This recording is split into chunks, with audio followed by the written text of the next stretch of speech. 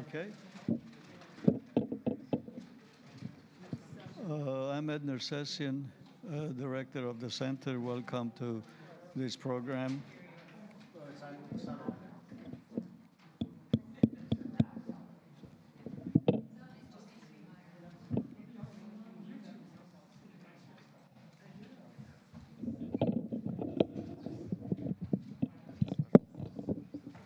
Can you hear me now? Still not? Can you hear me? Okay. I'm Ed Nersessian, director of the center. Welcome to our program today, which was proposed and organized by Professor Chris Impey. Professor Chris Impey is a university distinguished professor of astronomy at the University of Arizona. He has over 220 refereed publications on observational cosmology, galaxies, and quasars, and his research has been supported by $20 million in NASA and NSF grants. He has won 11 teaching awards and has taught 3 online classes with over 350,000 enrolled and 5 million minutes of video lectures watched.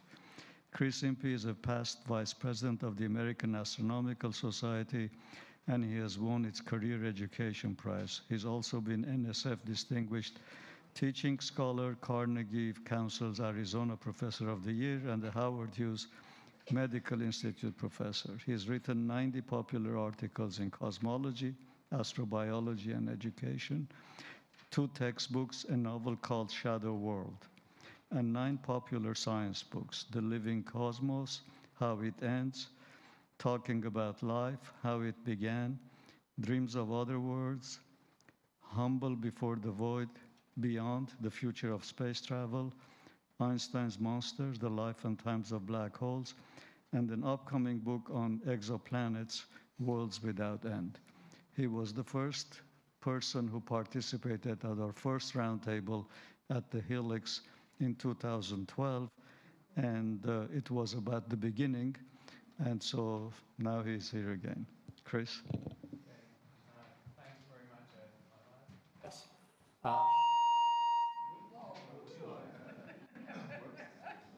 Warning. I'm delighted to be here and to Ed for organizing these. I got from him the eye-watering number of 200 around that he's done, if you can imagine that, on all manner of topics, all interesting. So I'm delighted to have been able to invite and them come, this illustrious group here.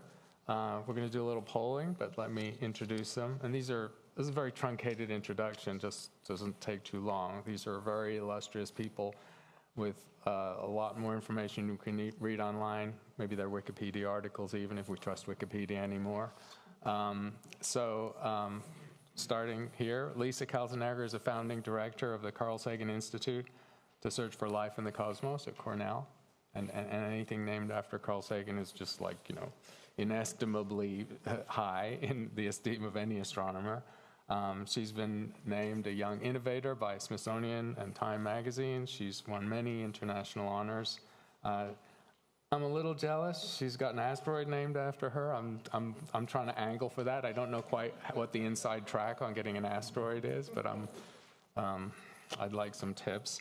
And if you get time with her, you can ask her about what it might be like to surf on water worlds.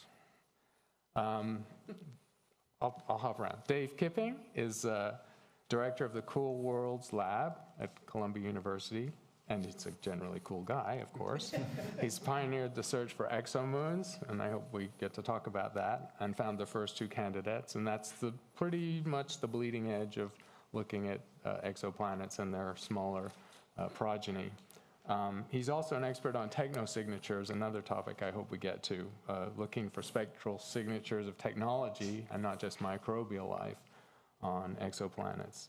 And his research ethos apparently is no idea is too crazy. So we'll hold you to that. Rebecca Oppenheimer is a professor of astrophysics and curator at the American Museum of Natural History, just up the road. She holds 3 patents. I'm a little jealous of that, too. And It's fine. Yet, exactly, yes. And co-discovered the first brown dwarf.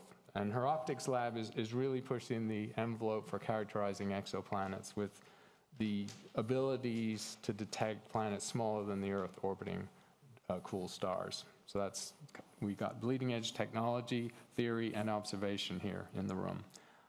Sarah Seeger is a professor of physics, planetary science, aeronautics, and astronautics. Don't you want to add a couple to that? Maybe chemistry one day. I hope you don't have the teaching load of 4 departments or 3 departments. No, that's okay. At MIT. She's a member of the National Academy of Science, a MacArthur Fellow, and has many international awards, including being an Officer of the Order of Canada, which is their highest civilian honor. And I just imagine it has some incredible regalia that goes with that. But It happened during the pandemic, so we didn't get it, oh, unfortunately. so I want to see a picture online of that ceremony. She's Deputy Science Director for the NASA TESS mission, which is successor to Kepler as the sort of cutting-edge exoplanet search mission. And we'll talk about it, I think, but anytime you can ask her about why star shades are really important. So these are our people, and we're going to do a little experiential learning here. And it's low tech. The people online have a Google form. People in the room, we're going to do the low tech style. Because when the apocalypse happens and we lose all our apps and the internet, I still want to be able to teach and do things, so we'll use paper. So we're just going to ask 3 simple questions just to set the scene to where your thinking about this subject is. So this is like origami 101. You just have to figure out what to do with this. But basically, fold it in half and fold it in half again. And then the panel is exempt from this, of course, because they're a biased sample.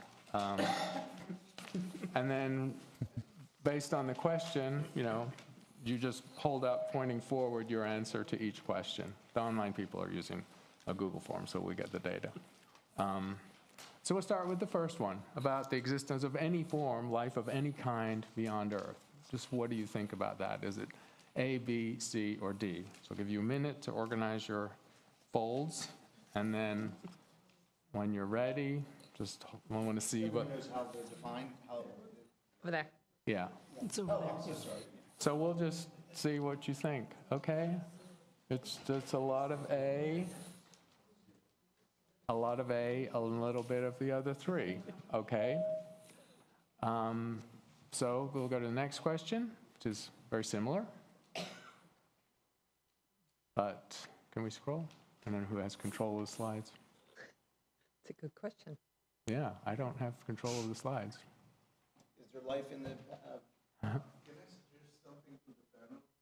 Maybe first you want to define what's life, and then we can go.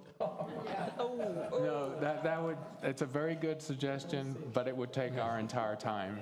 So we'll loop back to that. We won't ignore it.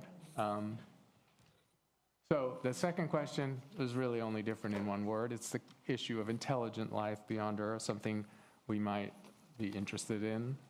Same question, same method. And now it's a little more equivocal.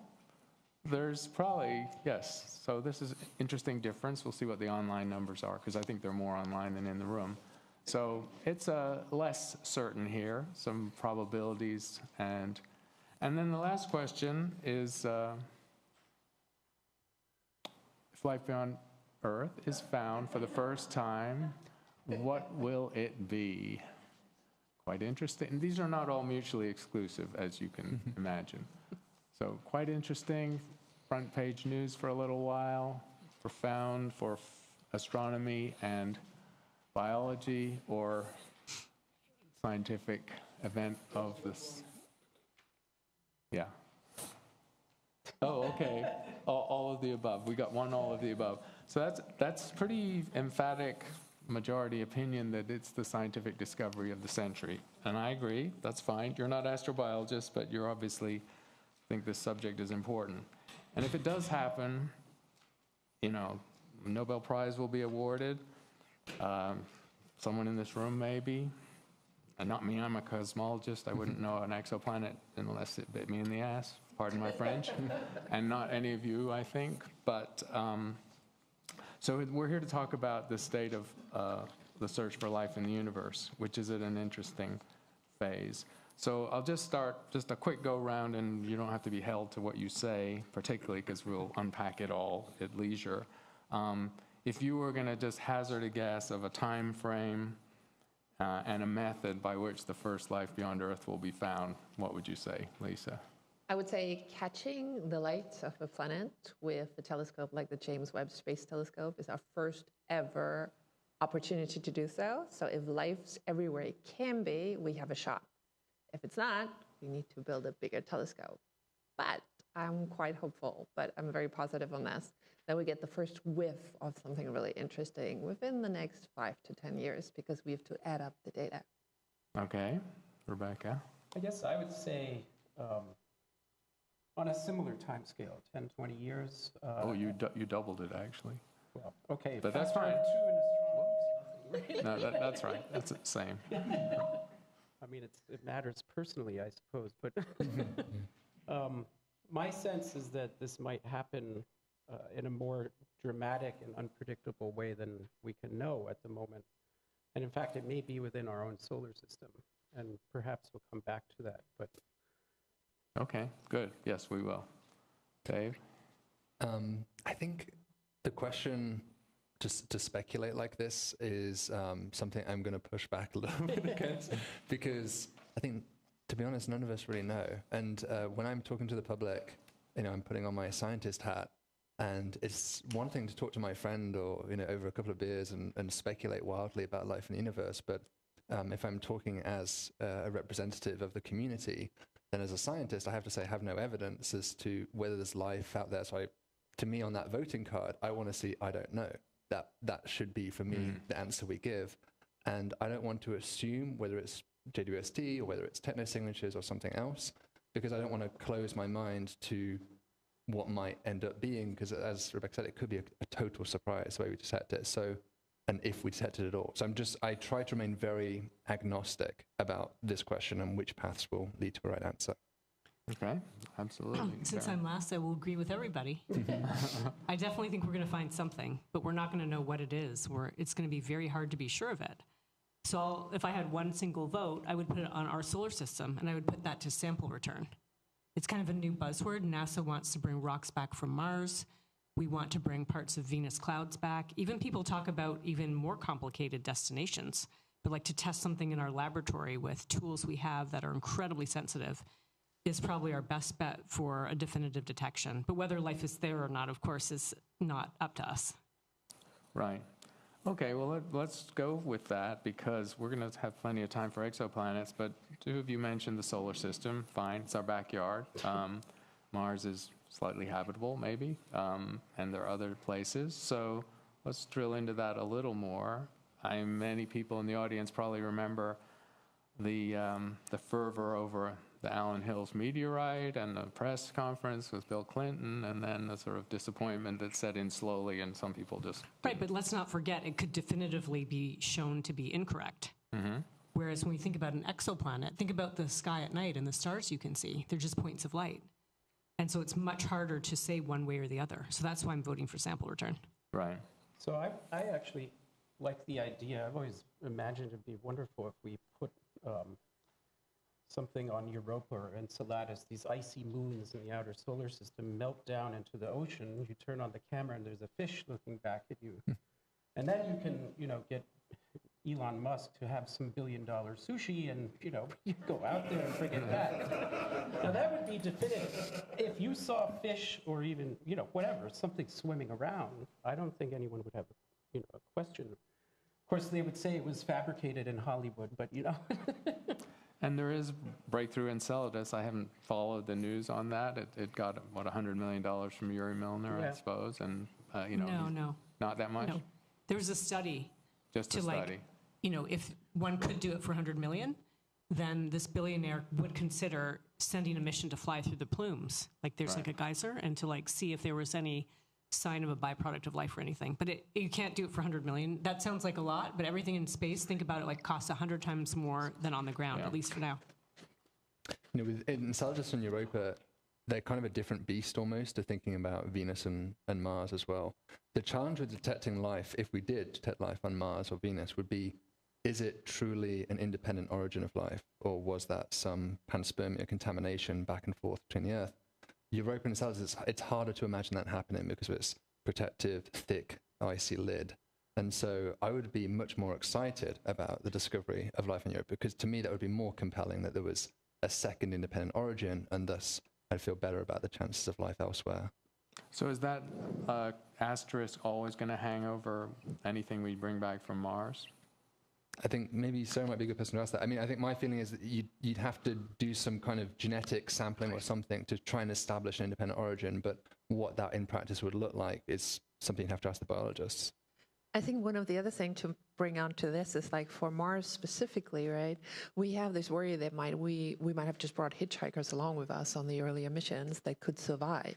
So it doesn't even have to be panspermia, right? And then when you think about panspermia, where you could bring life from one place to the other, everything else being equal, if we assume that we need water for life and a surface, then the Earth actually provides the longest and best condition. So I know that it sounds much, much better. People want to think they're from Mars, right? Maybe the life came from Mars or from somewhere else. But just we don't know how life started, or we know that we have life, right? And we know that we had water for a long time here on the Earth. Chances are that if we find similar life somewhere else, it probably came from our planet. So they were like Earthlings that happened to live on Mars, if it's the same origin. It's more likely than everybody being a Marsling, because water just wasn't around that long on Mars. But however that may be, and if we find life on Mars and Venus and Enceladus or Europa, if it has the exact same chemistry in the DNA pairs, right? So we're going back to bio, we will always wonder if there was a contamination in the best possible sense that life spread. So what we really want as scientists to find is something that has just a different chemistry in the DNA pair. Just one, I don't care, right? Something that is just different. And then, as David was saying, then, there's a second origin of life. And if there's a second within our solar system and it's few planets and moons, right, then the chances are just so much higher that it could have evolved somewhere else too. And this is why even finding like a bacteria somewhere that looks different, that might not be the life that we all envision communicating with or so, that's what that gives us, the chance that this should have happened somewhere else too, if it happened twice in our own solar system. So let me, with Sarah, we can talk about how much more information you get by bringing the Perseverance rover is stashing rocks right now to bring back 2030-ish. And then when on Earth, they can be analyzed molecule by molecule. I'm not a geochemist, but that's obviously a lot of information compared to a noisy exoplanet spectrum. So what level of information would we get from a Mars rock of known provenance as opposed to the meteorites that... Well, I mean, it depends what's there. It's what Lisa's saying. If we could find a really complicated molecule, like so complicated, that it's extremely unlikely it could just be made in nature, like our DNA molecule. I think everyone agrees there's no way that could be made, but a different type of DNA, not our own. If we could see that, we'd be like, wow, that's just awesome. So I think that's kind of the best, wildest dream that we find. There is life. We look at the molecules. There's something so complicated that it's just nothing you would normally find lying around. So the most frustrating situation will be if Martian life did truly start independently of us and it just converged to a similar genetic solution. Okay, so my team has found all these obscure papers. They're not obscure to the people who work on them, but so our DNA, the ladder, it's the so-called base pairs, ACGT. And some person out in San Diego figured out how to change a couple of those base pairs, like a different type of base. It doesn't even hydrogen bond. It bonds a different way. Stuck it into a bacteria. And that bacteria survives and replicates and reproduces with this different DNA with this different rung. And now, of course, they started up a company to try to, they have a startup that's supposedly going to make new drugs, because it's a different type of bacteria. So the fact, that it would converge the identical DNA is just, I think, I'm not a biologist, but from this one example I gave you, that if someone could do it in 10 or 20 years, presumably nature would have way more easier time. And so we don't need it to be the same. Right. So it is compelling to bring the material back from Mars. And I'm not saying I necessarily want to do that. I'm just saying that, like, having been a part of this, I'll just maybe give a brief explanation as I can. I'll give you two separate things. So this idea of finding a gas in the atmosphere that doesn't belong, it turns out we can take credit, right, for past astronomers. Astronomer James Jeans, nearly 100 years ago, wrote it in a footnote that oxygen here on Earth, it's so reactive it shouldn't be here. It's only here because it's produced by life, and that maybe we should look for oxygen elsewhere. So this idea that we should look for a gas that doesn't belong, supposedly it's been around for over nearly 100 years. I was part of a team, I was just peripherally involved with a big discovery where we found a gas that isn't made by life, it shouldn't exist. It's called phosphine in the planet Venus. And we got burned so badly by the community. Tiny signal, maybe people looked at the data, didn't recover the signal. Other people recovered it, wanted to attribute to a different gas. There's this huge story that I couldn't unpack for you. We just have to dial back 20 years.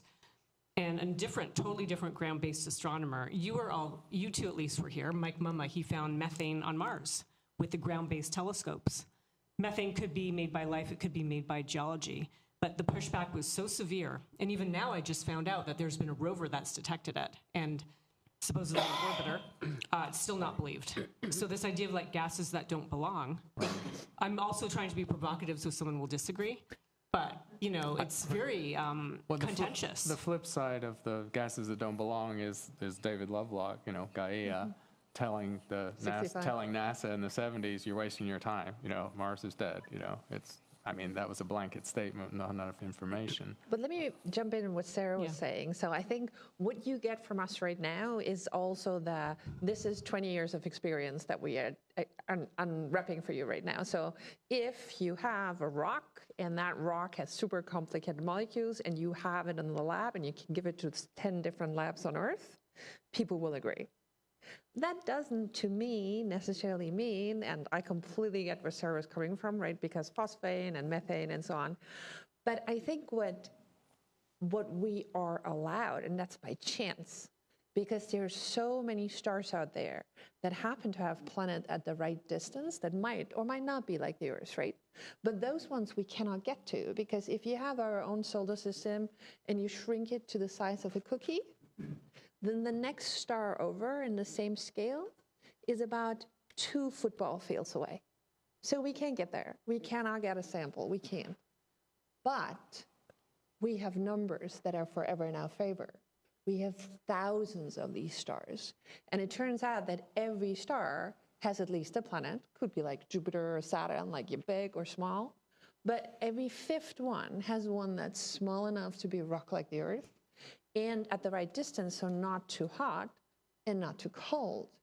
So what we lose in terms of we can touch this, and everybody will agree to this cannot be made otherwise, right? This is a different base pair of DNA and so on. We gain in numbers. Because if we have this combination that on Earth, and Lovelock in '65 was one of the first people who made the argument of the pairs of gases that would react together, that would be oxygen and methane, that usually go to CO2 and water. Thus, if you find oxygen and methane at the same time, and they haven't gone to CO2 and water yet, something's producing this in big amounts right now, or they would have reacted. That's basically the argument. And then you have to trace back, do you have any way to get these gases that require no biology, right? That's the first thing you want to do. Can you get this without any biology involved? In this specific combination of gases, and there are some caveats we can talk about, but basically this specific combination of gases we can't get in a normal temperate planet without life, at least not that we know it, right? We have no solution other than at least the oxygen is created with life, but you need the other gas there to make sure that it would have reacted to CO2 and water so that there's really a lot that oxygen makes right now. So dialing this all back, there's going to be a fight in the scientific community about whether or not the specifics are right. But I think, and that's being an optimist again, if we were to find the combination that we cannot explain, with everything else but life, that indicates life on our own planet. That, I think, for at least half of the scientific community, would be the smoking gun. So there will always be voices against it, right? I say, Well, I think the thing to do is to have the panel discussion when we have that exciting data in hand and have people Right. exactly. can disagree here. I have a sidebar question. But go ahead, Rebecca. But my sidebar question is: you're a curator. Have you got your dibs in on rocks from Perseverance? We have some Mars rocks over across the park. And we also have some of the stardust, comet dust over there. I find when you assume that you know what you're going to find, you're making a huge mistake. And this is my biggest, a theme of my career has been look for things that, with the least restrictions on what you're going to find. When we discovered this brown dwarf back in 1995, it had very clear signatures of methane, water, carbon monoxide, carbon dioxide. It turns out a little bit of ammonia as well. And the immediate reaction of the theorists was, this data is fabricated, it's all wrong. This can't be true because my models don't show this to happen. There was one theorist in Japan who did predict it. And then suddenly everybody decided, oh, wait, hang on, this is a natural thing. And the way we found that was not by biasing our survey to look for strange things orbiting nearby stars.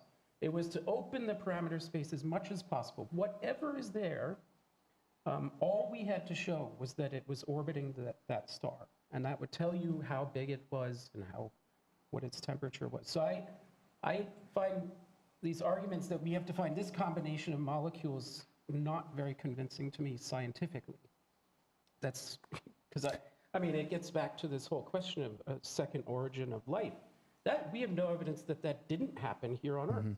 In fact, there could be pockets of life here on Earth that have not interacted with us.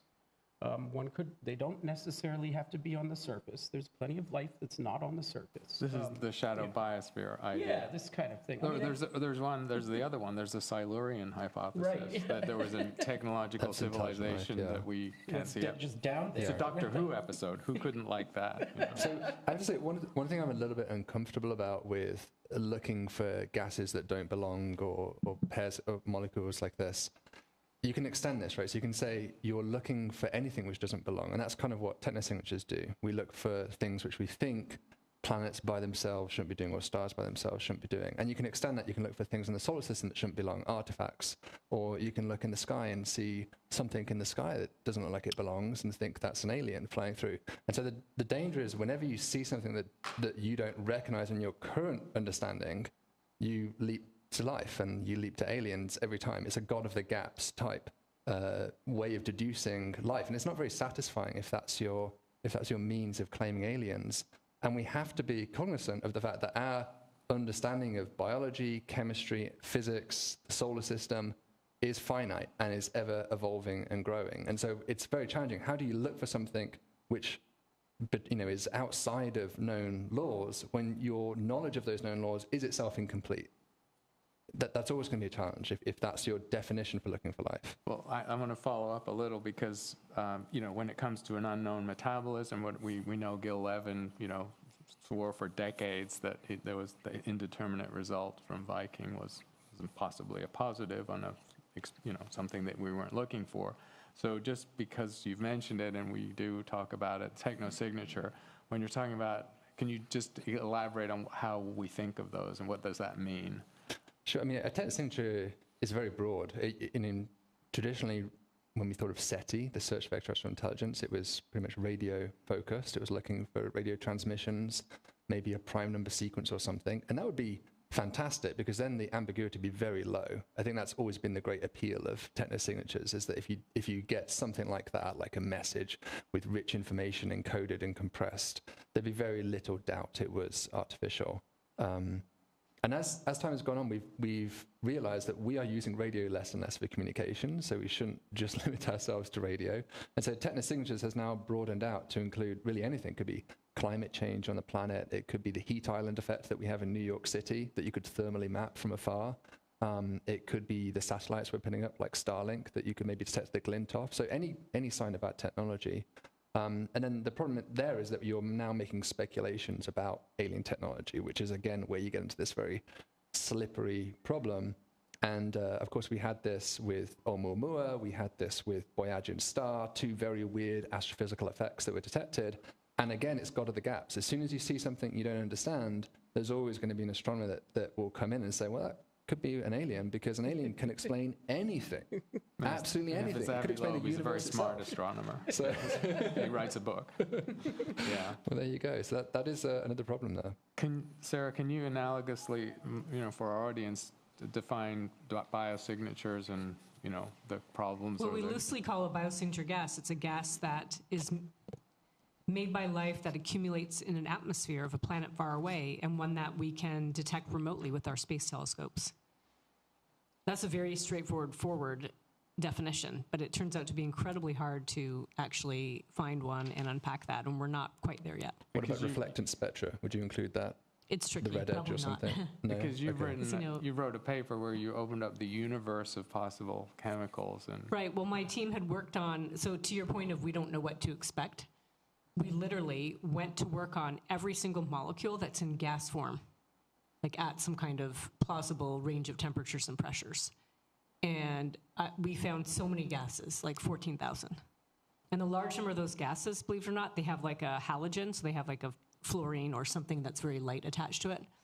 And we wanted to know if how many of these are made by life. Like, are they all made by life?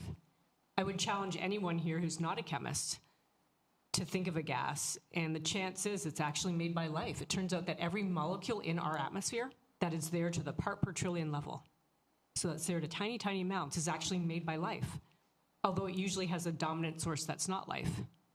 Like even ozone is produced inside some cells. So what if you found a couple of neon lines on a planet? oh, flashing, wait, but I forgot to say one thing though. I know. I forgot. In that Las whole story Vegas about what's in our planet or atmosphere, it would be fun. That would be a technosignature, because our inert gases don't really do anything. Life doesn't use them. Yeah, that would be awesome. Okay. But so the idea is that there's just so many gases, like the mold in your fridge. I think everyone has that. That smells bad. That's a biosignature gas. Or the pine forest. We were in Central Park today. It was so beautiful. The flowers are coming out in the trees. Those are biosignatures. But most of them just aren't produced in high quantities, right? You're walking around. You're not like overpowered by like lilacs everywhere, only when you walk by that one tree. So. And there's an analogy of this with minerals. As the Earth evolved geochemically, the number of mineral species grew from dozens to hundreds of thousands, Thousands and of most of them minerals. are implicated with biology. So if you're doing reflectance spectroscopy and counting mineral species in some Yeah, thinking about all future- these gases, by the way, it ended up being a bit of a wild goose chase. Because molecules, if you think about a water molecule, it's an oxygen and two hydrogens. The atoms move around, like those of us who have to teach it. I'm sure Lisa can do this better than I can. It's the cheerleading molecule. So it can go like this, it can go like this. The atoms, if I'm oxygen and my hands are hydrogen, it has a lot of ways to move around. So it turns out all these 14,000 molecules, if they have like an end point, that would be like water. It would show similar features to water in the spectrum. I'm oversimplifying that, but the point is that molecules have similar what we call functional groups, and they may appear the same to an astronomer. So it's kind of, we actually found other useful thing. It sort of hit what Rebecca's saying, that if you set out to do one thing, you might find something else completely unexpected, and that project kind of went in a different direction. Yeah. You don't know what you're looking for, but just to all of our credit, because we share a similar thing of being around like at the beginning, as Lisa too, but we always set out to like make a framework. So all this hard work we're doing, we think we're predicting and understanding, but in the end, we're just making a framework. So when we find the thing we don't understand, we can fit it in, because even though the people didn't believe you, you had good reason to believe it. Yeah. Because Jupiter is methane, and you knew. Well, that's what we did. We compared Yeah, it to I remember it. Jupiter. Yeah.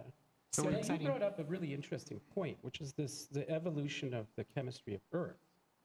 Set over the past 4.5 billion years, it's gotten much, much more complicated with time.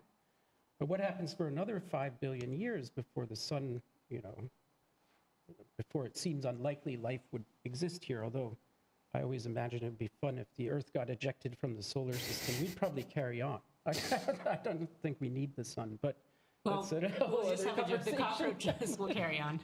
We saw this your giant twins. cockroach here. I mean, it was so big. No, I'm not kidding. Giant, like we for could- New York. In if New you- York. Yeah. Well, but the thing is, yes, we could all die. We could wipe out our human population, but something would survive. Yeah. You know, like when you were a kid and you Well, went to the people museum. might too. I mean, we have a lot of technology now. We don't need the sun. But And life doesn't But, need a you star. know, Life doesn't need a star. I do. I absolutely hate the sun. It prevents me from observing half the time. So So let me just loop back a bit to just momentarily to Venus, because Dave mentioned it first, bracketing it with Mars. And so we have, methane on Mars and phosphine on Venus as being these low concentration, tantalizing biomarkers. But you bracketed Venus and Mars, so you're still you're holding the door open for biology. Just because the panspermia situation. Okay. So I'd still want to see, maybe, we could get in the laboratory, bring it back, and really slice and dice it and see what was really going on. Maybe maybe then I could be convinced. But I think just detecting life on either of those two is insufficient, at least to establish that how there's life elsewhere beyond the universe. And by the way, when we talk about life, the question was life beyond Earth. I mean, a lot of cosmologists would say the universe is infinite. And so if the universe is infinite, then of course there's life elsewhere. It's just infinite space for that to happen. I think we're really interested in is life in a vicinity to us that we can observe it and have scientific evidence for it. And so it's kind of a moot point to worry about life on the other side of the universe because it just, of course, can't interact with us. So I think when we talk about life, we are interested in the nearby stars that JWST will be targeting, the solar system, and maybe even our own galaxy, because obviously if there was a roaming civilization in our galaxy, that would seem to have some potential implications to us. So Well, we'll go to exoplanets. Go ahead. Sorry, just to jump back on what we were saying. And so what we have, and I completely agree, like with Rebecca and everyone, that as scientists, we're looking for everything, right? But we had discussed the problem that we're having to come back to the thing is like, is this really a form of life, right? And so now when we throw in life as we don't know it, completely don't know it, right? And we cannot make it in the lab, that's our biggest problem. If we could make it in the lab, we could change things, right? We could figure out how life changes, what the gases is that change, for example, that goes into the atmosphere. We could figure out how some of the geochemistry is going. So of course we're looking for anything that we cannot explain too, right? So we're not limiting ourselves at all. But it is a really, I think also a valid question for somebody to say, so you want to go and look for everything, what we do, what I do, but so what's he going to tell you, right? And so there is a subset, and especially because Rebecca just brought up, and you brought up before, how our planet evolved through time. That's the first paper I've ever written, actually, about how our planet evolving through time would look like seen from a telescope. And it was much harder than I ever anticipated. And luckily, I didn't know how hard it would be because I don't think I would have ever written that paper. It was like, took me 3 years to get the model together because we understand so little about our Earth the further we go back in time. And so I think one thing, and then more than happy to jump to exoplanets, I think one thing that we have to base our search in is the one planet we know that has life, ours. And there it is critical that we actually look at the whole thing through time and also at the incredible diversity of biota we have. So yes, most likely it's not going to be a planet like the Earth right now with green plants, right? You would have like all these things that would have to get exactly right? And if you're trying to look for humans, then you probably would need something like an asteroid impact and the dinosaurs dying out, or you might have dinosaurs who send signals, who knows? But even if you return the evolution of our own planet, the argument is, in the biological community, you wouldn't end up with us because something else would have been just a little bit different, evolved life, absolutely, but probably just not us, right? Or just the conditions outside, a little bit different, no asteroid impact, not us, something else. So I think our planet provides us with a wide range of life that actually lives here. If you go to Yellowstone, for example, you see all these beautiful colors that are different kinds of life. And so in a way, what we did in my team is we just took this, and then I call it bag, borrow, and steal. We basically talked to every biologist we could find who happened to have something in the lab that was colorful, that they did something else with. I'm like, so don't you want to send this to us? You know, we're going to measure it and see how it would look to my telescope. Because you could imagine, let's go to an ocean planet. So there would be like more oceans, or just let's go to a planet with an ocean. And you would have an algae bloom, red algae, that covers the whole ocean.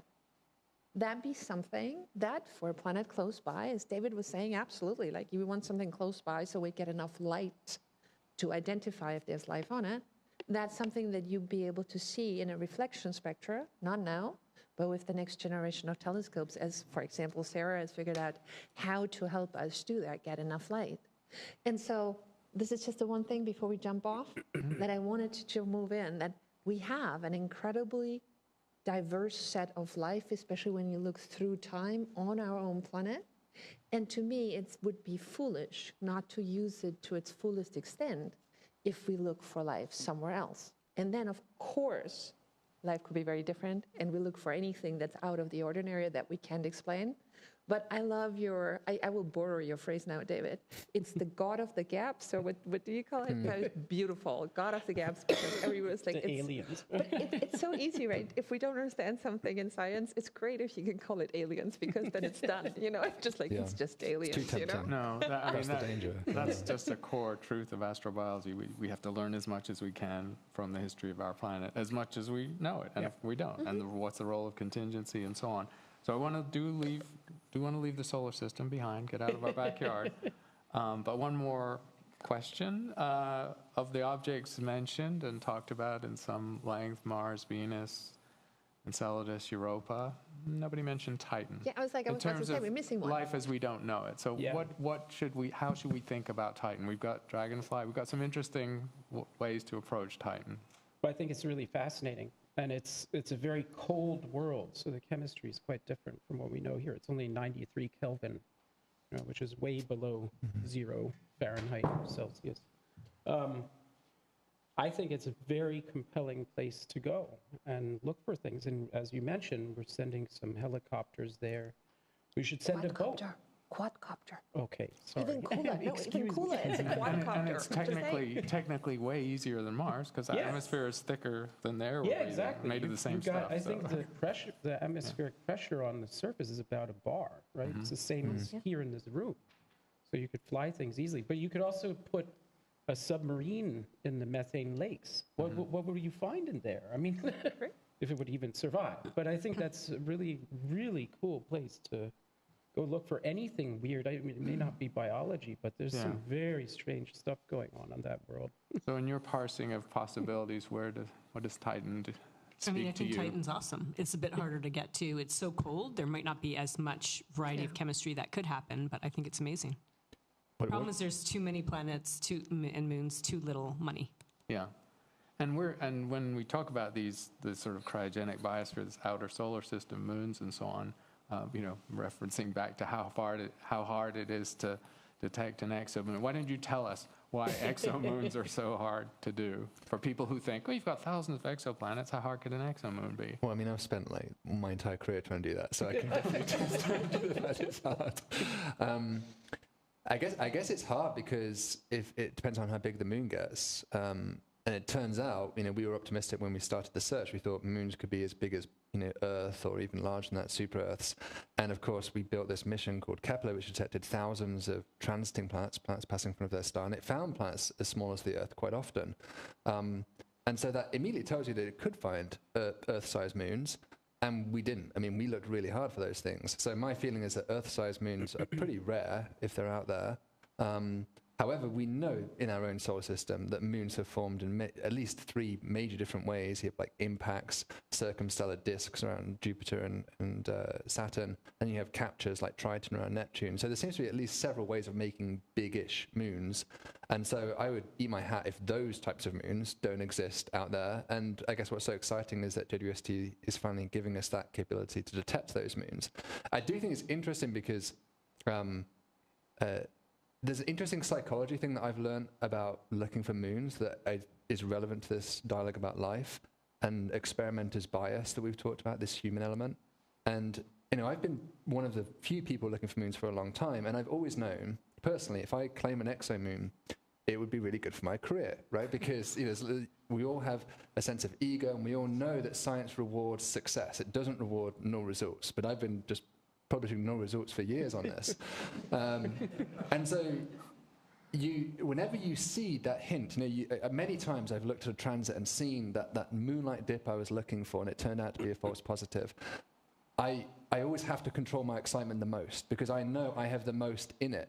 I'm the most biased person looking at this data set there could possibly be, because I have a personal weight riding on it. And so I think about that a lot in the search for life, that we all want the answer to be yes. Or most of us want the answer to be yes.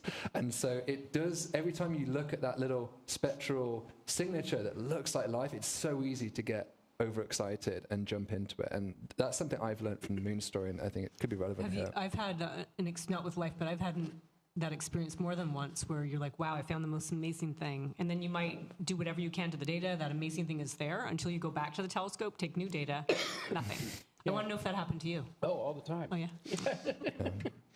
Sometimes But you have to be very careful. I mean, like David was just saying, if you find something that's truly remarkable, or some extreme thing like the brightest star ever seen, or the largest galaxy, or I don't know, you have to be very, very careful with how you evaluate that, because your initial calculations may tell you something nuts, but a responsible scientist has to confirm and confirm and confirm.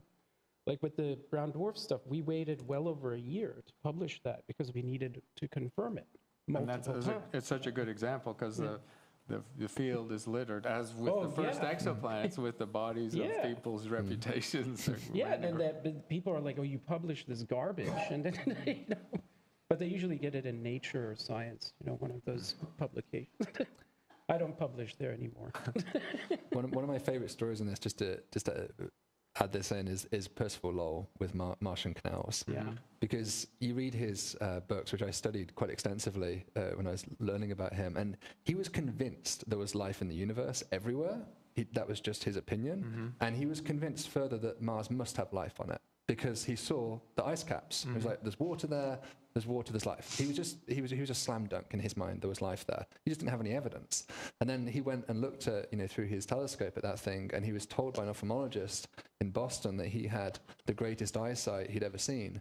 And so he was preloaded to A, think that everything he saw was real, and B, that aliens are everywhere. And so as soon as he saw a mirage, these streaks across Mars, he immediately interpreted it to be Martian canals. And he finished, one of the best telescopes in the world at Mars's closest approach for 30 or 40 years. Right. So yeah, he had no one. Does anyone know how the story goes? Like when he found out it was just it was like his eyes, right? It was just the. Well, he never accepted that. He wrote popular books on it. I'm grateful, in a sense, to him, because his night assistant was A.E. Douglas, who, said, no, that's wrong, it's not there. He got fired, and he went down the road and founded Stewart Observatory. So that's why I have the job. So But, okay, let's pivot or move out to the exoplanet regime. And maybe we should start, because it's in the news all the time, and people have such expectations, and I don't want you to pour cold water on those great expectations, but James Webb, what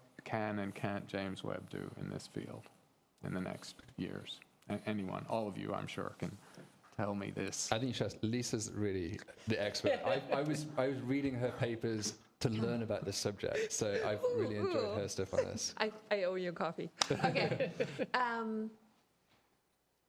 The James Webb, for the first time, gets us to the edge of technical possibility to look at the atmosphere of a planet that is about the size of the Earth, but it has to orbit a star that's much smaller, like a small red star.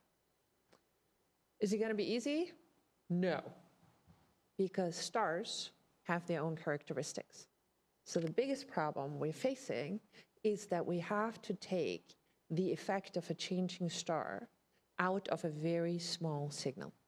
Because if you have a planet like the Earth, think of the atmosphere. So David was saying when the planet goes in front of the star, right, it blocks some of the light from the star. This is how we find the planets.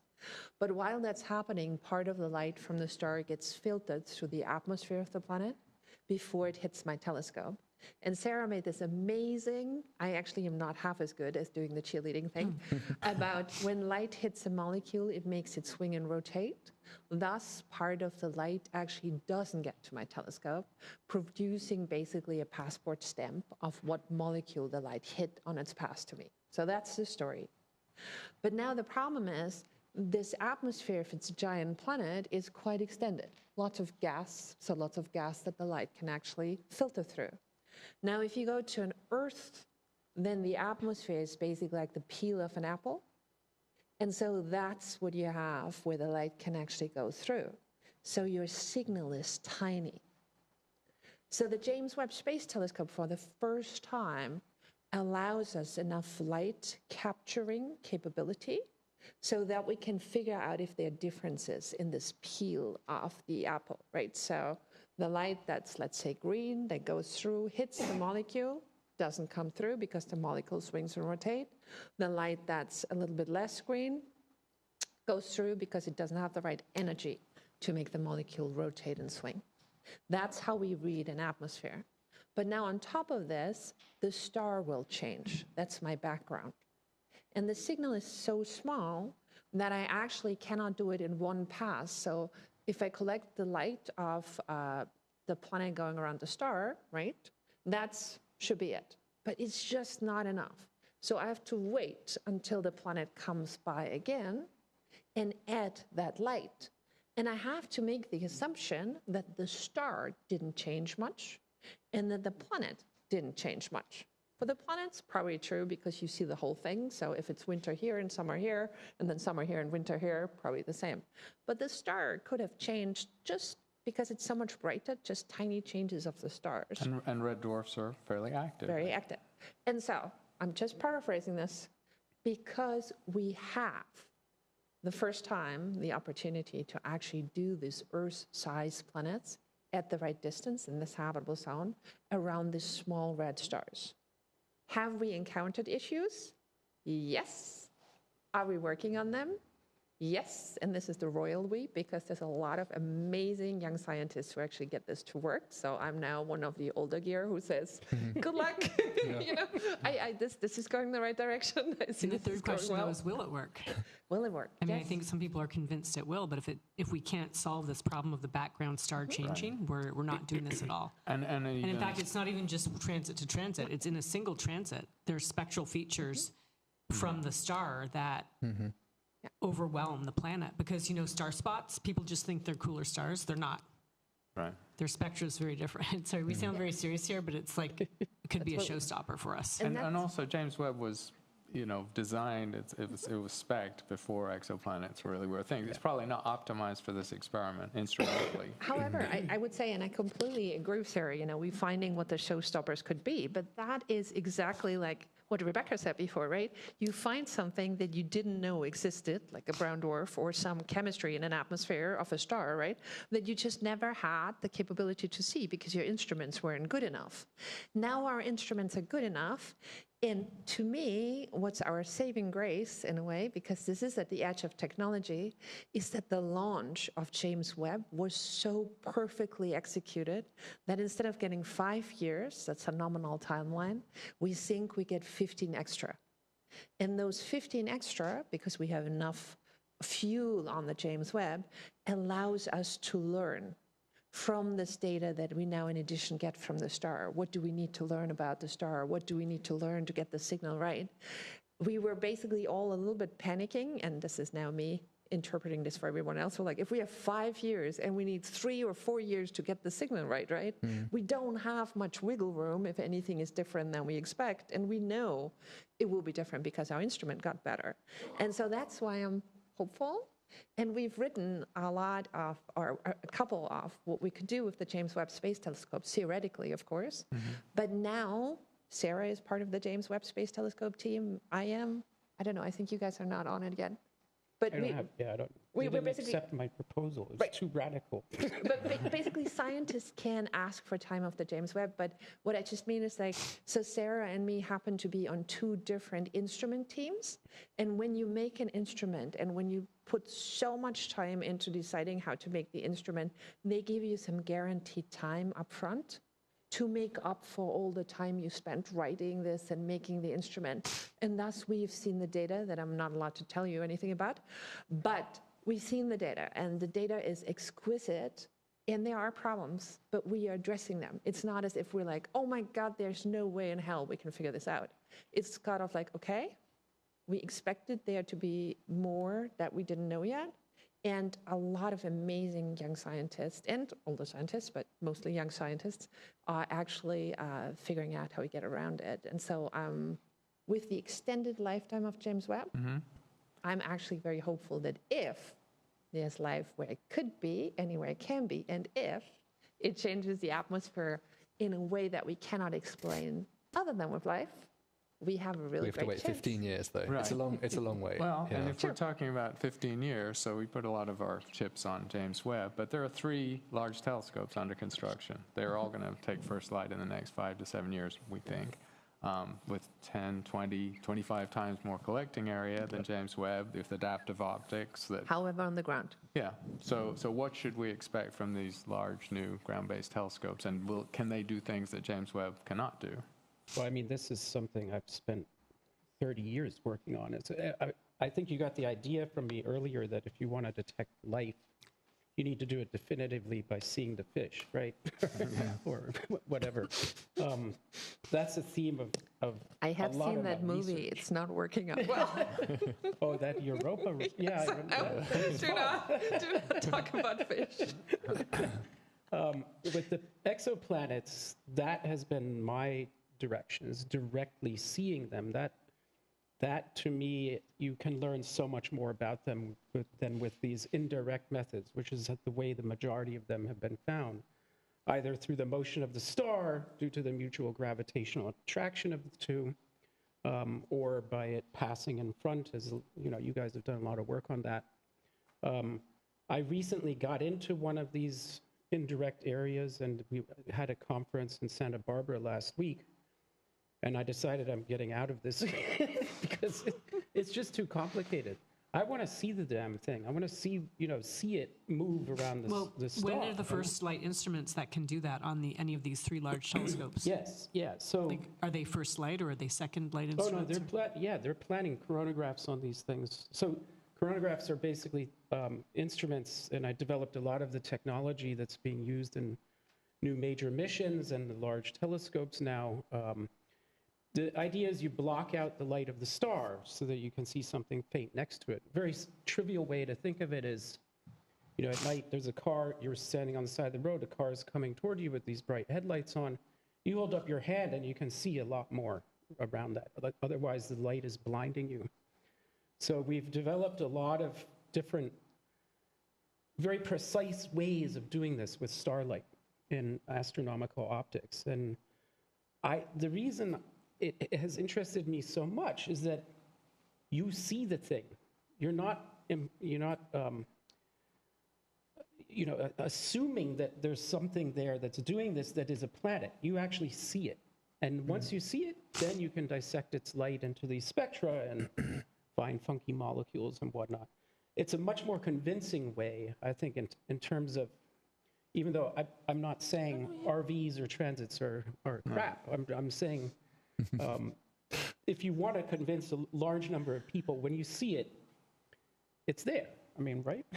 And I guess the problem from the ground is, as opposed to space, is you're looking through all this gunk that happens to include water and oxygen and right, ozone. which is exactly what you're looking for. Right. So It's also just a romantic image. Just Sagan wrote about the pale blue dot, and there'd be the first photo that would be on why did people front of New even York take that, Times or right? something. Yeah. It would be spectacular to see that. So we have imaged quite a number of planets, and what you call a planet becomes sort of a question in and of itself. Kind of like one of the people here said earlier, the whole question of what is life is very philosophical. You can ask the same thing about planets and stars. physically, what are the differences here? What are we talking about? And they're kind of blurry lines. You know, nature doesn't have fine lines. There's no such thing as a straight line in nature, let alone a demarcation. So we should expect, just to punctuate it for people who don't know, the 3 large telescopes under construction are, we have the Giant Magellan Telescope in Chile, 22.5 meter. The Caltech California telescope is 30 meters, a little stalled out on Mauna Kea, but maybe they'll get built there. And the Europeans have the largest of the 3, the most advanced of the 3, funded by European treaties, so that the money rolls in like the tides, as opposed to the entrepreneurial Darwinian American system, which sometimes doesn't work. So these telescopes will be doing these experiments in this time frame we're talking about, and it's going to be very exciting. But maybe let's go back to, I think it's going to be amazing to do this from the ground, because we can actually fix it, and the telescopes are going to be there not just for a 5 or luckily now probably 20-year timescale. But the big problem Rebecca just brought up is, if you want to find life in gases that characterizes an Earth analog like our planet, now you're starting to have the problem, not just that the atmosphere between you and the stars moves and blurs your image, that you can take out to a certain extent, but the problem is like the water concentration in our own atmosphere, the oxygen concentration in our own atmosphere, we do not know down to the level that we would see a tiny signal from another planet, right? So the only way we can do this, and there's a lot of amazing people working on this, is to say, look, the other planet moves around its star. So there is a differential. It moves compared to us. And when something moves, this is also why we know that the universe is expanding, then the lines that indicate that, like, light hit a water molecule, for example, or an oxygen molecules, those lines shift. Still the same barcode, so we know this is water, but it's not exactly where we find it in the lab. It's a little bit redder if it moves away from us, or a little bit bluer if it moves towards us. So what you need to do is you need to find the small Earth analog planet at the biggest change of speed compared to us, to shift those lines as far as possible away from the lines we have in our own air. And this is where, even with the 40-meter telescope, it will be at the limit of possibility, because that now limits how long you can observe, right? Mm-hmm. Because the lines smear if this thing moves. And it also limits when you can observe this planet, because if the lines are just overlapping, then there's no way you can tell them apart. And so anything that's not an Earth analog is going to be amazing with these telescopes from the ground. But anything that's an Earth analog will be extremely, extremely hard, because you're just looking for the stuff that your light passes through in our atmosphere as well. And so, just to paraphrase, I think we can do a lot from the ground, but for Earth analogs, like real analog planets like the Earth, we might have to go to space, because it becomes so complicated to tell the difference between our oxygen and any potential other oxygen. And just some subtext here, we're talking about these different methods. There's also different solar systems. And I think we've danced around this a little bit in this discussion. So when we talk about these methods like transits, or this method of like looking for the spectral lines, this is probably only going to work for small stars. With JWST, it's only going to work for the smaller stars, red dwarf stars.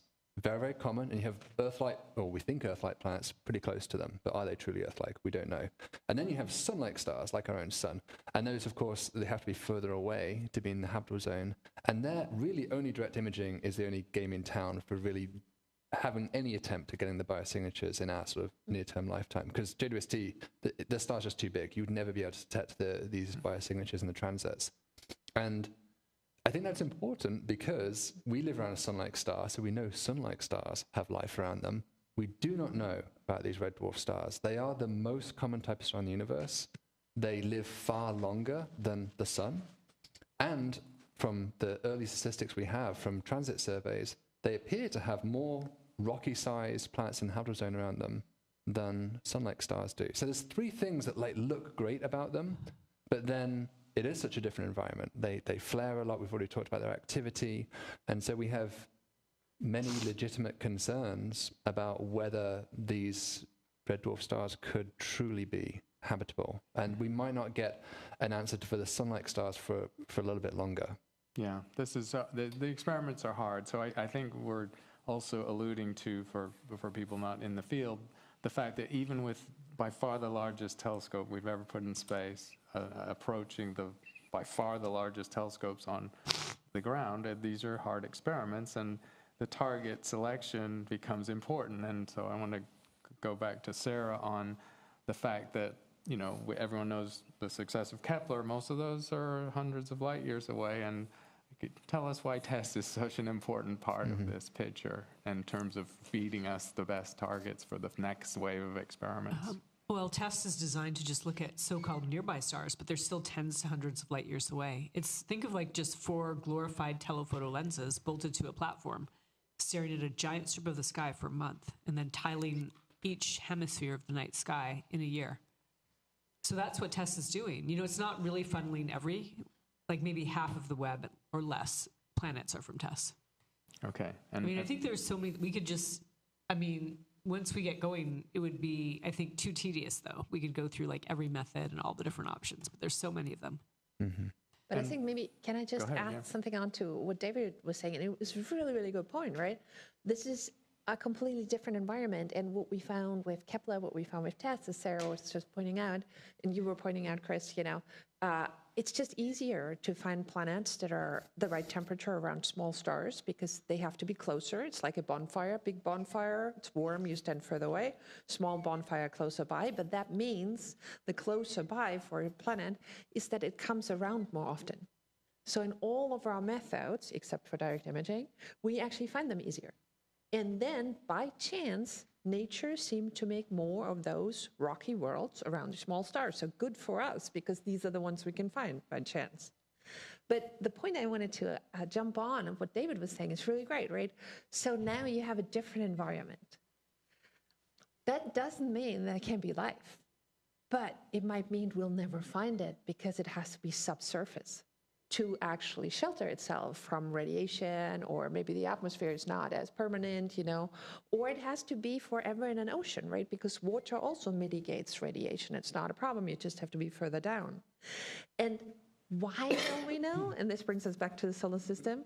If there's life on Europa or on Enceladus, because it's subsurface, we'll have to go there and drill a hole in the ice to see if there's a fish, hopefully not, but if there's some life, hopefully, in those oceans. And if you put that star 10 light years away from me and I can't get to it anymore, I can't do that. So there will be a subset, when we haven't talked about, and so it's great that David brought this up, of planets that will be habitable, that will have a striving biosphere, that will not be accessible to remote observations. And this is why, when we're selecting our targets, we're trying to learn as much as we can from the diversity of life on the Earth to hopefully make a first good guess about which ones are good targets. And then there's necessity. If we can only look at small planets around small stars, right, and we have no other option, then it's definitely worth looking, because we cannot, as we said before, discard it to say like, ooh, you and me, I usually when I teach this, I say, you and me landing on the planet, really bad idea, because we're not used to radiation, we'll die. But life that developed there, maybe subsurface or in an ocean, could have completely different mitigation strategies for harsh radiation, because it would have had to evolve for it. We didn't. So there's the subset of where life can be actually visible and change the biosphere, but you and me wouldn't survive. Cockroaches would, going back to Sarah's point about New York. But we don't then have there's cockroaches here. What are you talking about? Okay, there's no cockroaches here, I'm sorry. But then there's also this really interesting subset of life that will be striving out there, but we won't see it because it's not remotely detectable, and you just have to accept that. So the field is obviously heavily driven by technical capabilities, instrumentation, and so on. And James Webb, as remarkable is, it's a general purpose telescope, as Hubble is, and the exoplanet niche has fitted into the And observing. some cosmologists, like our esteemed discussion leader, might want to use it for something else than finding life in the universe. I don't understand. Sarah was a cosmologist, and she just jumped ship. She jumped ship. She jumped Chris, ship. I mean, she saw the way the wind was blowing. Cosmology is kind of a dead-end field, So. But tell us why we need yet another generation of, purpose. Well, we've been talking about these red dwarf stars, but if we want to find and have options of like planets orbiting sun-like stars, true Earth twins, we have to get above the blurring effects of Earth's atmosphere and go to space. Do the chronograph, or we have the external version called starshade. People have always known about this. It's like me saying I want to do sample return. That's because we think it's the easiest way to get a job done, not because it's the best way. And we might all agree that's what the red dwarf stars are. It's the easiest thing we can do. It's not the right way we really want to do it. And so this next generation of capabilities, that one in particular that you're involved in, what does it do that James Webb cannot and will not do? It's going to block out the starlight so we can see the planet directly, just like what Rebecca's talking about, but from space instead of the ground. And it's challenging technically? Incredibly hard. It's one of the hardest, we can barely do it under the laws of physics that we have. You think about how small an atom is or various other physical factors. We're just lucky we're going to be able to get the job done. But people have thought about this for decades. It's just only recently become technically feasible and so challenging, we're still another 1 or 2 decades out. What's really interesting is that the design of this telescope is very sensitive to how close is the nearest Earth-like planet with life on it. That's maybe you want to survey, say, 100, and you hope that 1 out of 100 have life on it. But then the question is what fraction of stars have those Earth-like planets around them? And that's a number that Kepler was designed to answer that would inform the engineering requirements for this telescope that we're talking about now.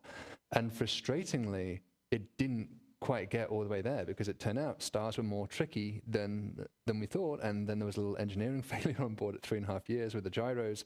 So there's some the reaction wheels. It turns out, I don't know if you guys know that, I'm just looking at the instrument builder, but they knew there was a problem with the reaction wheels before Kepler launched. Apparently they opened it all up and looked at it. But you can't just go and buy one, go to the store and get a replacement. I feel like in New York, I don't know, I've just been here for the weekend as a tourist, but everything's available, whatever you want. There's a 24-hour store, you just go and get it. Go and get a gyro. This one reaction wheel says you can't buy used books anymore in New York, which is a shame. Strand bookstore, really amazing. Still use books. So, think about this. You're going to launch this super expensive thing. You have a problem. Are you going to wait 3 more years to get a new part? No. So they sort of crossed their fingers. There were 4, they only needed 3. But, one failed, then another failed. Yeah, but people got really clever with how to super clever. But the point, one of the points was that nature didn't cooperate. So people would joke, our sun is not a sun-like star, which is silly because it's like the icon, right? But all the other stars were so variable, so we needed double the amount of time. But the telescope didn't last double the amount of time. They always do, like what Lisa was saying about Webb, how it launched so perfectly. Now it gets 15 extra years. Almost everything we've put in space lasts way longer than it's supposed to, except for Kepler. That's kind of like if you buy a new washing machine. It's got a warranty, and it fails 1 day after that warranty expires. That's just exactly what happened. I just want to Anyway, so the point was we don't know the number. How common are we have Earths? big uncertainty on the number. It's giant. It's like not knowing at all. Right. I mean, the uncertainty is so big, it's like not knowing. So but it doesn't matter. We can just come back to stuff one thing that's been alluded to indirectly. I mean, we have the archetype, and recognizing that the red dwarf opportunity is a good one because it's what we can do, and then the archetype of the Earth-like planet around the sun-like star. But I've heard, or I understand that super Earths are maybe super habitable, and maybe the Earth is not the best of all possible worlds, a Leibniz quote or whatever. So, well, I'd take issue with that actually, and it's based on some work that this guy did over here. I think we're on a super Earth. If you look at the physics of rocky planets, there's an inflection point at about twice the size of the Earth where things start to look more like Neptune, for example. Less than that, yeah. Yeah, it's less than 2 Earths. 1.6 to 1.9, but yes, so 2 is a good number. We're on a super Earth. This is about as big as they get. So if you're looking for a place like this, they may be much smaller, actually. So that super Earth idea maybe we are on a planet that is outrageously inhabited with life, right? There's also a fun statistical argument that probably cosmologists would appreciate as well, that if you are, a random soul born into a random country, you're most likely to be born in a country with a high population rather than a small population, mediocrity principle. Right. And so if you're born onto a random planet, you're most likely to be born on a planet that has close to the maximum capacity of population rather than one of the smallest capacities. So there's been some clever Bayesian arguments made, not by me, but by, I think Fergus Simpson wrote this paper showing that you can predict the upper size limit just from that one data point is about 1.5 Earth radii for the maximum size Earth, which turned out to be what we basically found observationally. So we may indeed be on one of the largest rocky planets for life. But I think we can also go back to, and I agree where you come from, Chris, right? It's like astronomers are incredibly good at naming stuff, right? So you have a thing that's bigger than the Earth, you wanted to find an Earth, you want to get it published, and you want people to be excited about it. It's like, ooh, we'll call it Super Earth, right? We call things a black hole. It's like, ooh, it's dark, right? We call it Super Earth. We're like, ooh, it's super. Doesn't mean it's better at all. It's just that astronomers have learned how to name things to not be told by every journal in the world that every journalist is like, why would you care, right? Naming is half of the convention of getting a foot in the door to tell you why it's so interesting that we found these things. So, super is under quotes. Ultra cool is one of the best. So just momentarily back to the place where this subject will hit the popular imagination and consciousness when results start to get published. Sort of not tamp down expectations, but just remind everyone why there's no, we've already sort of pretty much covered why there's no smoking gun biomarkers, but why the claim, the person bold enough to claim they've detected exobiology, why that's going to be such a hard thing to do with any particular set of data. Is that because it's true, right? I mean, it's because pretty much every single gas can be made another way other than life. Mm-hmm. That's why. So where do you say, when you're doing the experiment? I've only found one gas that exists in our atmosphere that's not made by life, actually. So where do you set the bar for yourself in the experiment if you're imagining the experiment? Well, the bar is gone, unfortunately. Okay. In this case. So I would make a little bit of a connotation of what Sarah just said. The question is like, if you're a scientist, right? If you want to be 100% sure of anything, let's do the Big Bang because you're cosmologists, right? We're not 100% sure of the Big Bang. We're 99-something% sure, right? And so I think in science, I do the same for the biosignature, right? Have I found something that I cannot explain with anything else than life? Then to me, that's step one that's incredibly exciting. Then I, as a scientist, will throw everything I have at it to try to dismantle it. I have data now that geologists and chemists and other people can use to figure out if they find another explanation for this, right? If it still holds up, it now reached the second level. So we, with everything we know right now, it's a caveat, right? We could learn something different tomorrow, have no other explanation than life.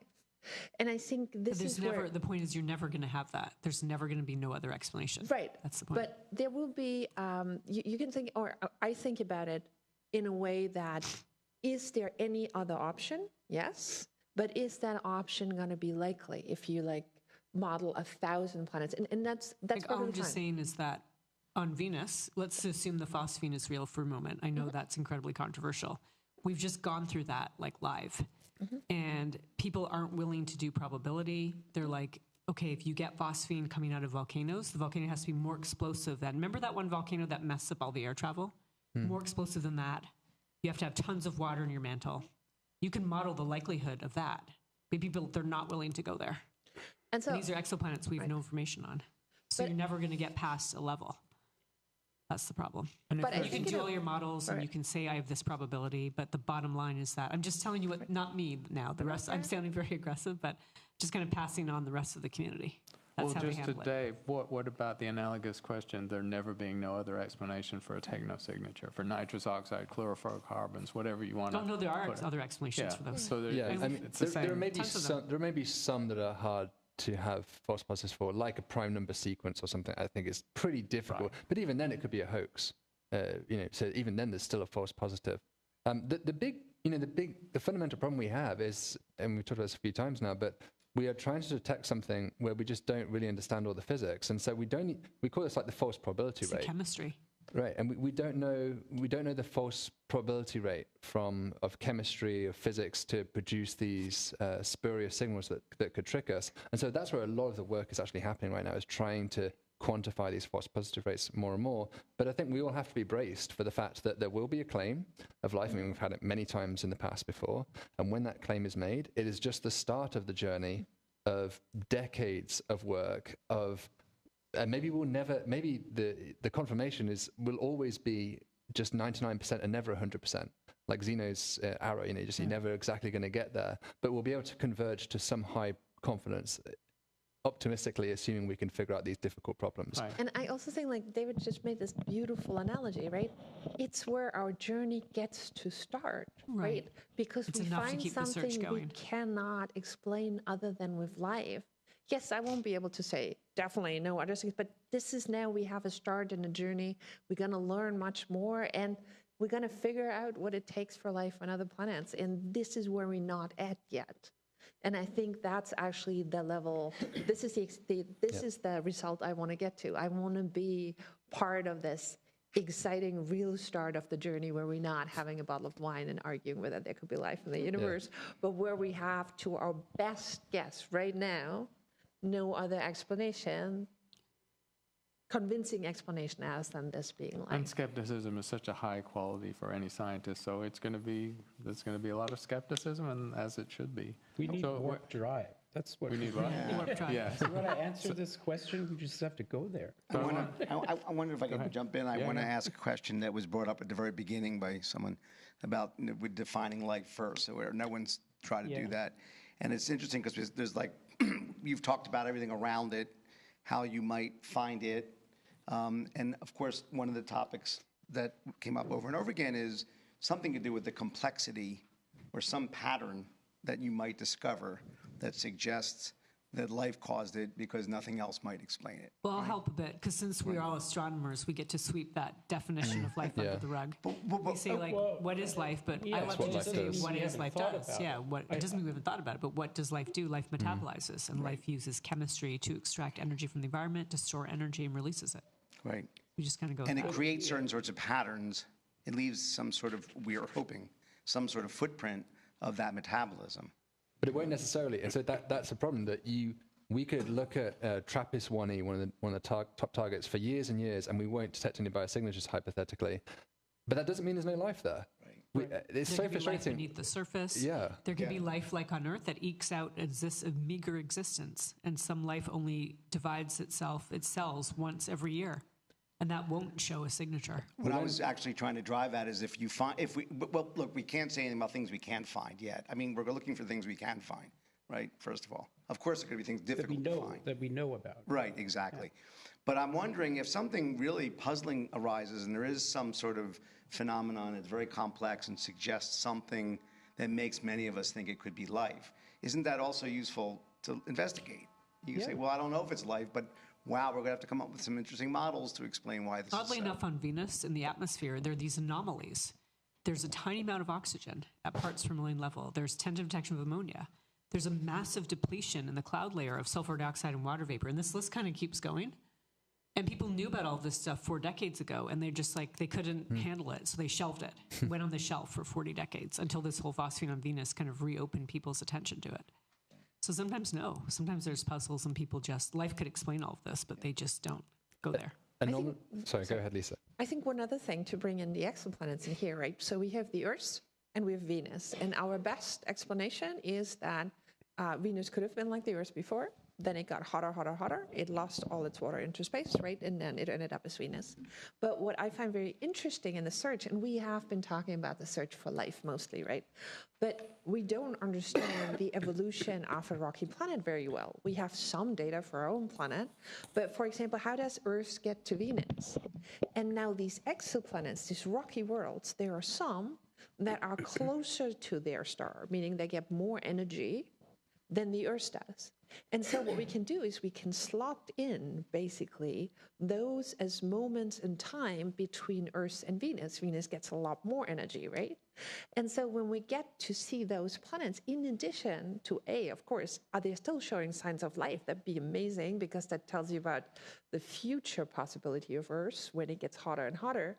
But also, how does an Earth in the future transition to a Venus? And did Venus ever have potentially the conditions for liquid water? Because there's new modeling because of, the phosphate on Venus and other things that actually is super fascinating, that indicates that maybe there's a certain, if a planet never cools down to a certain level, and they assume then Venus didn't, and that doesn't mean that's true, it's just like a really interesting new research area, then you would never get an ocean. And then you will always have just water in the atmosphere, because in the beginning it's hot because things actually collide, right? And then if you never get cool enough to form this first ocean, you just lose the water like this, and it's it, right?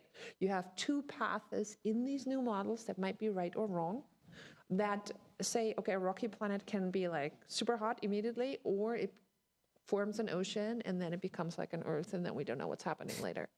But this is because of all the new things we find, and I'm sure also because of phosphate on Venus, and also because of these planets we find. And that's a completely new area of research that would have never gotten to, because we didn't have any data that we could compare these models to. And sometimes I think we shelve things up to the point where we have new data to actually tell us yes or no on some of these cases. And so I think learning about how rocky planets work in the first place, going back to how our rock records becomes more debatable the further you go back in time, is also, to me, an amazing part of this search for life. So even if people are not caring about life in the universe, caring about how our rocky planets work and how the future of the Earth should potentially work, is actually, I think, a really cool part of this journey. Yeah. I think we should maybe think about... I would like to open it up for a question, but just before we do, for any of you, since we covered a lot of ground, we can't do everything, but if any of you have, if there's something we just haven't said, or that is a topic or an aspect that we haven't commented on. These guys have been very patient, though. I feel bad for these folks. I'd say one thing. So I'm not sure what life is. We have this concept of biological activity and all this sort of thing, which clearly interacts with chemistry and physics, right? If you look at the history of science, it was actually largely due to astronomy that we figured out that gravity works outside the solar system, outside the planet, and beyond. And then we learned that chemistry works pretty much exactly the same way it does here, through astronomy, universally. What we do not know is whether there's anything universal about biology, whether DNA has any meaning in another environment, whether there's another mechanism to have activity that, metabolizes things. And certainly you could claim that computers metabolize things. So the concept of life, I think, is a very deep question, but that remains the one area of science we have no concept of whether it is at all universal in the sense that we have it here. Now, we all say we know life when we see it. You see a worm wriggling around, you say it's alive, right? But if you saw, a river wriggling around in a funny way on a planet, would you think that's alive? I don't know. So that's a very good reminder. It's salutary to just have that perspective on the biology of this, with all these incredible astronomical experiments underway and planned. But yes, let's hear from our... Isn't the goal people are pursuing is to find the kind of life that you understand that this is life? Yeah. And that would be good enough. We don't need to find weird biology. One of the most fundamental discoveries in the history of people. Yeah. I mean, it would be. There's no question. If anyone wants to come up to the microphone here and ask a question, and while you're thinking about that, I want to pose one question, going back to the panspermia, the concern about panspermia as being an explanation for why if we find something on Mars or Venus, that could be the explanation. I'm a little bit, I don't know enough about this, and that's why I'm asking you also. But aren't there folks who think that panspermia accounts for life on Earth? Well, you could flip it around, right? You could say that life started on Mars, right, and potentially arrived on Earth. That's possible. Right. Yeah. I think it's just way cooler to be a Martian. Yeah. I think that's totally where it agree comes with from. that. And it goes much easier that way because Yeah, Mars, you're going through the gravity is gravitational well, pulling yeah. you in. Mars is less Right. mass. Venus has got a thick atmosphere, is more massive, and you're heading outward. So I think that the rates are very see. different between those two paths. I'm wondering though how different you were explaining earlier, David, that things would have to look quite different for us to think that Panspermia doesn't explain it. But how different? Because even if let's say there's something like DNA but not DNA, you could say that was part of prebiotic evolution, and there was a common source, and then they split apart. I mean, I'm not sure you'd be able to say. It's a great question. I don't know the answer Yeah, to I mean, it. you could have panspermia create all the life in the solar system, right? And it came from outside. And then you've got 4 billion years of evolution where you make up your own adventure, right? It could happen. But can I just point on this? And I completely agree that this is the idea, right, from outside. Sorry, I'm just like drawing the line at outside because you have to hit the thing. Well, And there's a lot of space between stars. Remember, like the cookie, and then you have 2 football fields to the next star. So you're jumping to Panspermia. No, that's what we're saying. It could be from outside. within- Right? within That's the what we solar just system. said. Yeah. And I think there's the problem. You have to think about the volume. And we have such troubles getting our missions to the next planet over in this cookie, right? So it's not a slam dunk that you're going to Right. hit the planet if this one is like No, football fields away. So inside the solar system, Panspermia, But that wasn't the point way I was easier. trying to make. What I was trying to say was that no matter where this crap comes from, it has to originate somewhere, right? The complex chemistry and physics of our bodies, which we describe as biology or Which life. includes crap, by the way. Yes, well, quite a lot of it. And cockroaches. Yes. It has to have grown up, come about somewhere. Unless you don't believe in the Big Bang, and we've been here for, the universe is infinitely long in time and Still, it space. has to start. But then still, it has to start somewhere. Not if time is infinite. So we have a number. Oh my goodness. There are a lot of questions from our online audience. Okay, let me ask this one first. I don't think we'll be able to get through them all. And there's actually one with a graph. Oh, I'm sorry. The graph is an account of the responses to the original. Okay, that's what that was. I thought someone embedded some tables and said, "Could you please respond to this?" These are high-level questions. Yeah, exactly. All right. So this is from Laura Sanya. Since the James Webb Telescope only detects infrared light, why doesn't it act as a filter blocking out most of the stellar spectrum, thus allowing us to see exoplanets around brighter stars? It's not able to block out light. It can block out light, but not enough for planets. Instead, as we've tried to explain, it uses a technique where the planet goes in front of the star, and some of the starlight shines through the atmosphere. So all that blocking is happening already before the light gets to the telescope. No. I think the question is slightly different. There are coronagraphs on the James Webb Telescope, and whoever made this point makes a very good one that many stars are actually fainter in the infrared than they are. Then the planets actually tend to emit more light in the infrared than they do in the optical. And so the contrast between your star, especially a sun-like star, and something like a Jupiter is much smaller. It's much easier for you to block the light of that star out so you can see the planet itself. Which is not true for M dwarfs, which tend to peak in infrared. M-dwarfs, well, around 1 micron. So Well, it's let's not still get too kind of- technical. It's still true with M-dwarfs. I think another way to answer this question is like going back to what Chris said. When we made the James Webb Space Telescope, exoplanets were not known yet. Nobody knew about it. So the James Webb Space Telescope was not designed to have anything on board that could block out the star to the level that we could see a planet around it. We just didn't have the time because we didn't know they were there. And so there is some of it on it, but not good enough to find like a planet and characterize it with the James Webb by blocking out the stellar light. Well, we'll see. Okay, we'll see. For the big ones, it probably will work. I'll have to mention that the people who've sent in some questions all seem to have names that a Klingon might have. Whether that's something to do with it. Anyway, The question's been answered then. Yeah, so exactly. We're done. I'll leave us alone. Kapla to all of our. All right. That question I was corrected by Alex, our coordinator. It was from Louisiana. Optimuse Prime says, yes, that's the name of the questioner. As it's impossible to know for sure that life doesn't exist, if in fact it doesn't, do you think we'll ever give up on the search for life after a very, very, very, very long time if we don't find anything in that time?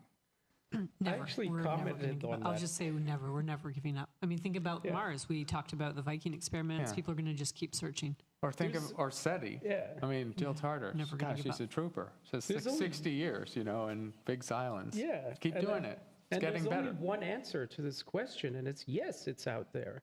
If you say no, you Well, I think can't part of the answer to the definitively say question no is- ever, right?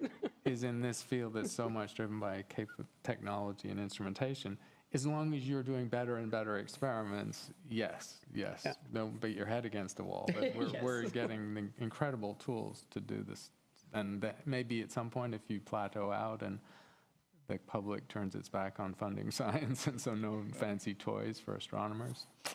Well, I think that also explains why, you know, all of you expressed, I think, a healthy sort of scientific skepticism, which is absolutely appropriate in a situation like this. But David, you said, especially emphasized that early on.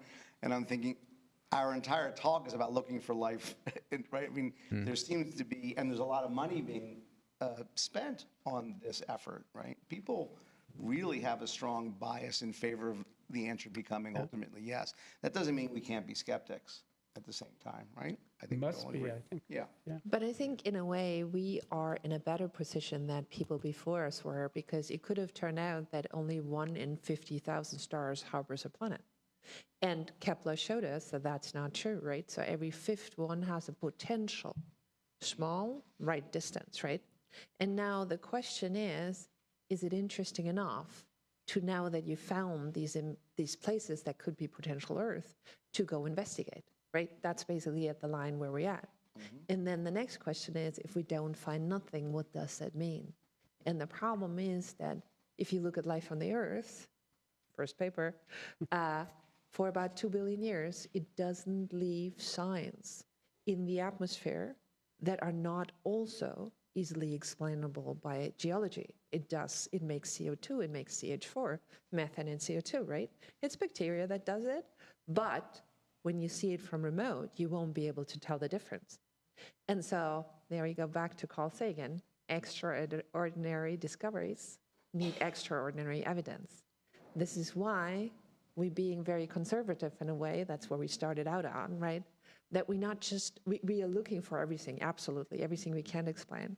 But to say that we found something that indicates life, we have to have no other explanation than there's life. And this is where your question goes back to, when do you stop?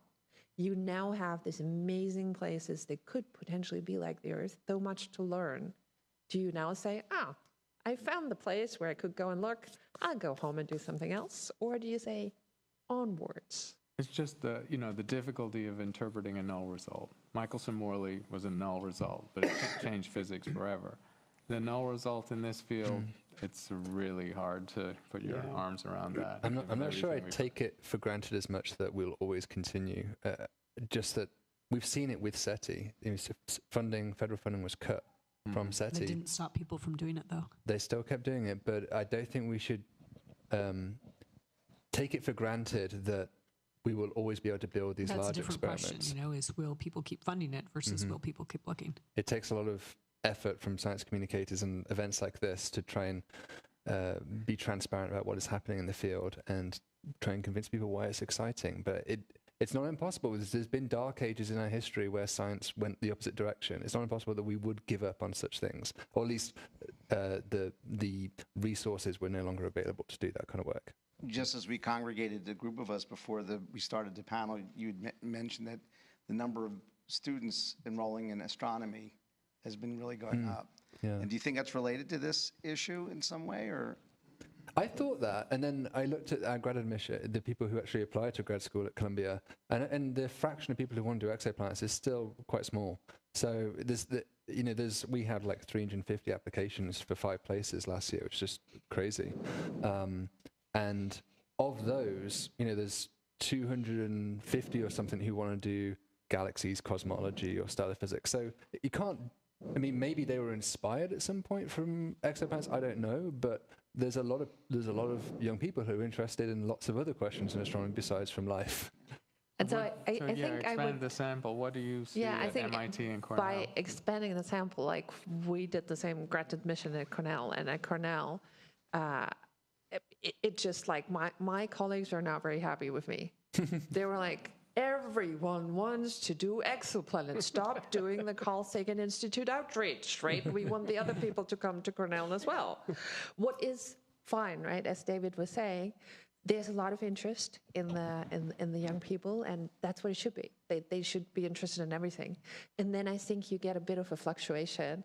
On 1 year, you get a very exoplanet heavy thing. We did, like, if you would have asked me instead of David, I would have said, yes, ours is like blown over with the James Webb, and we have people who are in the James Webb instrument teams that have had some press releases and so on. So I think this is maybe why we had quite a few people being interested. So I would have said, yes, it's crazy. But I think it's really good that David brought this up too. It's not always, right? I think it's nicely distributed, but I think a lot of people that I know who would not have considered astronomy and physics are considering it because planets and the diversity of what you need to know, biology, chemistry, geology, astronomy, it appeals to them from wide range. Somebody who said, I want to know if there's life in the universe can come from it from a biology, from a geophysics background. For example, right now I have 2 postdocs in my lab that are geophysicists and 1 postdoc who's a microbiologist. We're sitting together and we're discussing planets, right? It's a wider range of interest that exoplanets could potentially help you cover than, for example, black holes. That And might be more. what we should remind everyone is that this is core astronomy expertise, but astrobiology is a sort of renaissance subject because it's very interdisciplinary, and the NASA, the AbSciCon meetings every 2 years resisted doing parallel sessions. They made everyone from their discipline, geophysicist, astronomer, chemist, biologist, speak to all the other disciplines, and and bring everyone along. And that's a rare thing now in science at all, to be that way, just to keep trying to do that. So it's one of the little niches of astronomy, if you like, that subfields that is holds to this standard of interdisciplinarity, because it's the stuff you don't know from that adjacent field, from the geologist telling you how much free oxygen you might get in a planetary atmosphere. Oh, really? 6-8%? That's a little scary. Whatever it might be. So we have the results of their online questionnaire, and I think, of course, it's a little bit of a biased sampling because these are people who are strongly interested in the topic. But as far as, and I think it comes close to what I observed. Oh, I got another message. Forgive me. What I observed here when people raised their hands with their cards here. The existence of some form of life beyond Earth is almost certain, was 52.2%. Very unlikely looks like it's about 6%. The next question, the existence of intelligent life on Earth, it dropped to 35%, said almost certain. 26.1 said very likely, and 26.1 also said likely. And then lastly, what would the news be like, right? And 52% said the scientific discovery of the century. that's great. Yeah. That's go tell that to Congress. And I think it's part of this enthusiasm we're talking about in general. Good. Yeah. So it's our time. We're wrapping up, right? I think that's it. I want to thank everyone for a spectacular roundtable, and thank the audience for their attention. Thank you.